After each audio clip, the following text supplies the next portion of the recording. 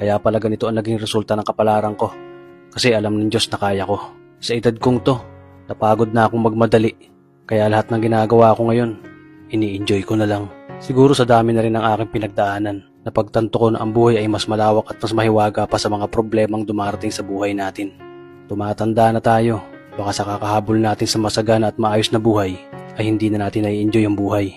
Baka nabubuhay na lang tayo dahil nape-pressure tayo sa sasabihin ng ibang tao. Marami na rin akong mga naging maling desisyon sa buhay, pero lahat yun nagsilbing aral sa akin at natuto ako sa mga pagkakamali ko. May mga taong sobra nating mamahalin at bibigyan ng halaga, pero ibabalik lang sa atin ay kabiguan at matinding trauma.